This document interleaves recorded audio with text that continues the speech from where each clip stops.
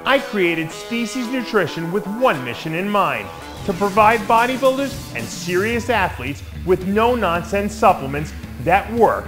I put my name and reputation on every bottle of Species Nutrition products. If you want to be your absolute best, join the evolution.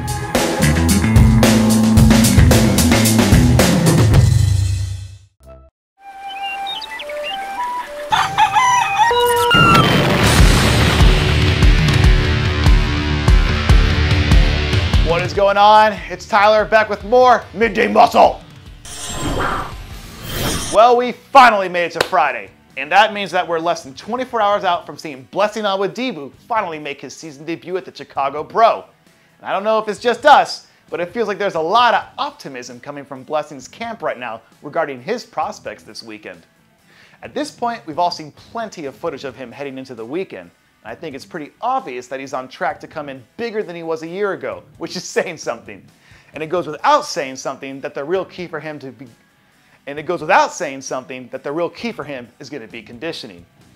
If he nails it here like he did early in the 2022 season, this could end up being a career highlight for him when all this is said and done.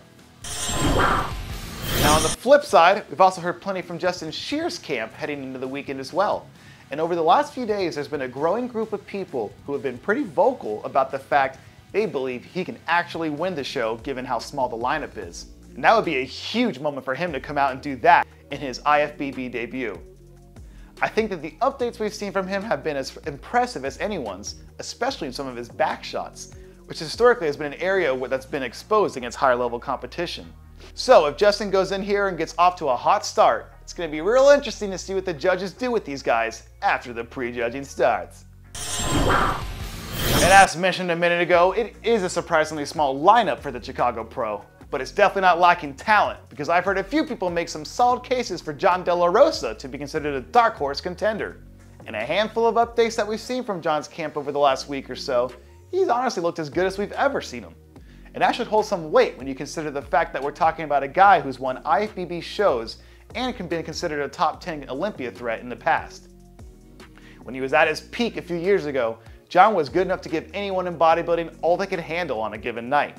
So if he gets back to being that guy again, he could easily end up walking out of the building with straight ones across the scorecard.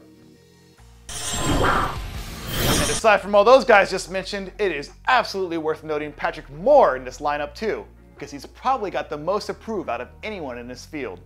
When we saw him earlier in the year, he was just starting to get back to full strength for the first time after that surgery he had last fall, which ultimately kept him from competing during the last half of the season. That said, it's understandable that he had some rust to knock off.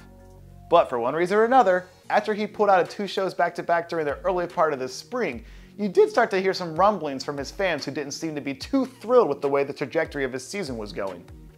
To be fair, Patrick has never made any excuses for not being at his best, and coming back from a major injury definitely takes a huge toll on the body, so it makes sense that he might have had some struggles coming out of the gate. But now that he's had those few extra months to get himself right, and really hone in on the details, he probably deserves some top 3 consideration here, which would be a huge statement given how top heavy this small lineup stands to be. And that will do it for another Midday Muscle. Still holding it down, Arc's Muscle, baby.